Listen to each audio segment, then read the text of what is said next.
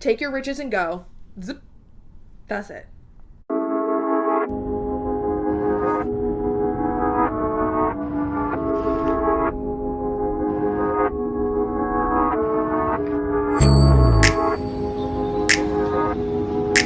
Hi everyone, welcome back to my channel. Thank you for being here. Thank you for making it. My name is Anya Braun, and here on my channel we talk about Black businesses, artists, entertainment, and information.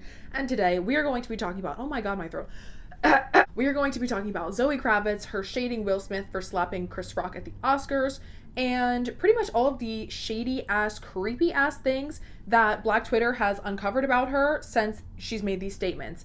Now, before we get into it, make sure that you are subscribed to the channel. Yes, I'm serving looks today, serving a look for the girls, for the children, and you better subscribe so you can, see it again. Give this video a big thumbs up if you like to hear my Black commentary. What are you doing in here? Oh, here we go with this man's. Sir. You can follow me on Instagram. I am at Anya Braun Beauty, ANJABRAUNBEAUTY. Let's just get right into the video. Make sure to leave a comment down below. Say hi to Mochi. If you would like to donate to his glaring health problems, then feel free to comment that as well. So Zoe Kravitz was born December 1st, 1988, making her 33 years old present day, to parents Lenny Kravitz and Lisa Bonet. Lenny Kravitz is an American singer/songwriter who was born to parents Zoe Kravitz, he has a white dad, and a Black mom, Roxy Roker, I believe that's how you would say it, like Roker, I don't know. And Lisa Bonet, her mom, is an American actress. You probably know her as Denise from the Huxtables or from the Cosby Show, but she was Denise Huxtable. And her parents were the opposite. She's got a white mom and a black dad, Arlene Littman and Alan Bonet. I mentioned their parents as well because it's important to note that both of Zoe Kravitz's parents are mixed, half white and half black, therefore making her 1/4 of each, but if you reduce the fraction, making her essentially 1/2. Regardless, you're getting the mixed vibes here. It is important to note here that both of her parents were already rich and famous before she was even born, probably before she was even conceived. Oh, well, most certainly before she was even conceived. So her, as a soon-to-be actress, is what we call a nepotism baby. Nepotism, as defined by Oxford Languages, is the practice among those with power or influence of favoring relatives or friends, especially by giving them jobs. Something we see very common in Hollywood.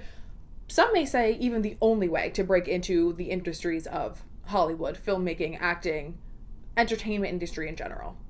The term nepo baby or nepotism baby has been popularized recently by social media in reference to the overwhelming amount of artists, actors, musicians, just all kinds of, like I said, entertainment industry people in general, emerging or established, that have been discovered to have wealthy or powerful or well-connected parents and or family members. A trait that we see often with nepotism babies, along with just like the wealthy elite in general, is the disconnect from reality and from the struggles of average people like you and I. We might be average, but we are slaying. Think the Kendall Jenner Pepsi commercial and yeah. So Zoe Kravitz has come under fire for throwing shade in an Instagram caption. Here's a picture of my dress at the award show where we are apparently assaulting people on stage now, in reference to the Oscars event in which Will Smith slapped Chris Rock. Now, there's a lot of background here. We're going to get into it. If you'd like to know my thoughts on the whole Chris Rock, Will Smith situation, please refer to this TikTok of mine that I made the morning after. Good morning to bad bitches, Will Smith, and of course, everyone who is black. Have a great day. Also follow me on TikTok. Thank you.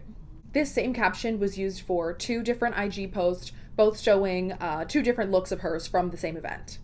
For these comments, your girl was dragged, okay? Dragged through the mud. Black Twitter said, oh, pause. They said, diss you? Videos and interviews of her interacting with Will Smith's, at the time, 14-year-old son, Jaden Smith, in a way that is honestly just creepy and inappropriate, have resurfaced thanks to everyone having these receipts, and it's not looking good. She said things like, Great! Perfect! You made I've been looking for you for the past forever. I dragged him out tonight. Oh my gosh. Literally dragged you? This is my date. Oh my gosh, I've been looking for you for 45 minutes Don't casually. leave. I want to, hey, just don't Okay, leave. yes. Don't leave. I'm- Hang on. Tell him how amazing she looks. Tell me how. You look like something that you would find in like Willy Wonka's chocolate factory. That's Like, why wow. I keep him around. Don't leave. Sorry, that's like my love of my life. What did he say you look like? He Willy said Wonka is something in Willy Wonka. That's what like a 16-year-old says to you. It's a compliment. It's great. There were moments that I was hanging out with Jaden and thinking, I can't believe you're 14. I have to check myself. Like, what I say to you, Zoe told V Magazine 2013. He has so much personality and so much swag. He is so much cooler than I am, she continued. And he's so handsome. I was always like, when you're older, we'll hang out. Nope, that's inappropriate. You're 14. Keep in mind, she's 10 years older than him. There's literally no excuse for it. If you are 24, I am 22, I'll be 23 in like a month. There is absolutely no way that you could literally ever, or should ever even be thinking any of these things about a 14-year-old. Like, ew, David. David. Comment down below if you know what that's from. Also, I think it's very interesting that in her show, High Fidelity, which was canceled after the first season, she plays the main character, Rob, who in the show has a relationship, a particular kind of short, maybe one afternoon kind of relationship, maybe a one night relationship, you know what I'm saying, with someone who is 10 years younger than her. In the show, her character was 30. This person was a boy who was 19. And even when I saw that in the show, I was like, ew. Granted, this is not the first rendition of this show. There has been a book and a movie where the main character was a man. And I don't know if that happened in the originals or whatever. I didn't see them. I didn't really care to. But shall I reiterate the first point being, ew. In addition to her creepy comments, she's made several statements disassociating herself with blackness in a way that only a conventionally beautiful woman who was born rich and is light-skinned can do. In a 2015 article with Nylon Mag, I'll read it, okay. Also, I'm reading this from Color Lines, so it'll be linked down below, but it was just like the short synopsis. It was like their article about the article, but you can find all of this online. Like I said, it's always public information. They do not be making this difficult. Damn. Zoe Kravitz hasn't always been comfortable in her skin. In her cover story in Nylon's August 2015 issue, the dope star says it took some work to figure out what blackness meant to her. The daughter of legendary half-black, half-white parents Lisa Bonet and Lenny Kravitz, the actress/singer grew up attending a predominantly white school and recalls telling her classmates, "I'm just as white as y'all. I identified with white culture and I wanted to fit in. I didn't identify with black culture. Like, I didn't like Tyler Perry movies and I wasn't into hip-hop music. I liked Neil Young. Black culture is so much deeper than that, but unfortunately that is what's fed through the media. That's what people see. That's what I saw. But then I got older and listened to A Tribe Called Quest and watched films with Sidney Poitier and heard Billie Holiday and Nina Simone. I had to unbrainwash myself. It's my mission, especially as an actress." Kravitz says her expanded view of race crosses over into the film roles she pursues. "I don't want to play everyone's best friend. I don't want to play the role of a girl struggling in the ghetto. It's not that that story isn't important, but I saw patterns and I was like, I don't relate to these people," she says. She did find that she related to the characters in her film Dope, which centers on a geeky black kid who loves 90s era hip-hop. She also shares that she has been turned down for roles because she was too urban. In the last Batman movie, they told me that I couldn't get an audition for a small role they were casting because they weren't going urban, she said. It was like, what does that have to do with anything? I have to play the role like, yo, what up, Batman? What's going on with you? Now, every black person is entitled to their own black experience, period. And no one can ever take that away. But this is just making my stomach hurt. Like, oh my god, it's making me a little queasy. It's like coming up a little bit because, like, girl, you're embarrassing me. You're embarrassing me. I'm getting secondhand embarrassment. Don't say stuff like that. No. Especially because it's the way that most black people, most average black people, don't have the option to identify with their blackness or not. It's not like a, do I want to be black today kind of vibe. You know what I mean? Like, well, I'm just not really feeling very black. It's not really giving black. It's giving, I don't know. It's giving, why can't there just be no races? Peace and love. No, girl. Also, I would like to point out that why is it, like, in all these things that she's talking about, she makes it seem like black people are the ones who made everything about race. White people made everything about race. What are we supposed to do about that? Why do you think we have racism? Like, bro. Well, let's just keep going, because I'm already getting off track. Also, just what I was saying, the proximity or the perceived proximity to whiteness that wealth affords people, for them to even be able to make comments like these is astounding to me. It's that disconnect from reality that is given to the nepotism baby, you know? You win some, you lose some. You lose some social, what are they? It's not like social cues, but like social like rules or just like something. You miss the culture? Girl. She's posted things like this.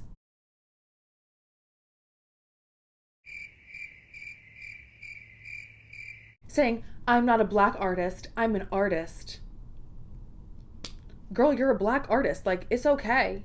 You can say black. How many times do I gotta say that? You can say black, black's not a bad word, black. And allegedly, I don't know if this is true or not, but I did hear through the grapevine, this is alleged. I do not know if this is true. It could be false. However, I don't think that she's had a cover with them, so it would make a lot of sense that she apparently denied doing the Essence cover that was offered to her because black people aren't her audience, which is another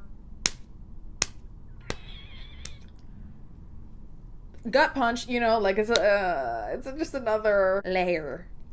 Which, going back to her caption on this Instagram post, it makes me laugh because not the, the last sentence is like, I'm happy to be black, but I just don't have to like keep saying it. Why does she act like it's like an invitation? Like, oh, yes, like, well, I'm happy to attend the black gathering this evening. However, I will not be speaking about this any further, thank you. Girl, you are black. You wake up black. You're gonna die black. Like, that. Okay. Like, she doesn't act like it's just like a trait that she was born with and will have for her whole entire life. So literally, why not talk about it? Like, why would you feel uncomfortable or want to, like I said, disassociate yourself from that is the part that doesn't make any sense to me. Well, I mean, it makes, I guess, sense. I understand how we came to this conclusion. Like I said, being a nepotism baby, being born into wealth, the proximity to whiteness that wealth affords people is, for lack of a better term. But my thing is, you have no problem with people talking about how fine you are. You have no problem with speaking about the prejudices that you face in the industry. And I would like to say that the erasure of your blackness will not stop the prejudices that you face. It will only open the door for it to happen more to people who don't have the same resources as you. Also, how are you going to try and disassociate yourself from the culture so much to the point that your mom is famous? You have this life that you are able to say these things and you are able to, identify more with your white side because you don't have to face the problems that a normal black person does. And by normal, I mean a non-wealthy black person. The reason you have this wealth is because your mom was a star on one of the most successful black television shows of all time. So then for you to turn around and be like, well, black people just aren't really my audience. Or like, I don't really identify with black people because I don't watch Tyler Perry movies. Like, don't you get it? I only like to watch Bring It On for not the Clovers because they are too, I don't want to be portrayed as ghetto. Oh my gosh, girl, you are just, she's like, digging the hole, just digging the hole. So for all of this to happen and then for her to make those remarks on top of all of those things about Will Smith having already been a total creeper to his son is what people are very upset about and why people are telling her basically to just shut the hell up. You know, I mean, you're already rich and famous. You're already sexy. What more do you want from us? What more do you want? Why do you gotta throw it back in our face like this? We don't want this. We don't want this. Please. She's literally Catwoman right now. And she even makes a note of it, which I probably said earlier, about not even being offered to read for the role for the last Batman movie because they weren't going urban. Oh, once again, so you're okay with speaking about the prejudices that you face, and yet you think that removing yourself from those will somehow save you, when in fact, it is only going to make things worse for the people who you so desperately don't want to be a part of. The scary, scary black people. Like, please, girl, nobody wants to hear that.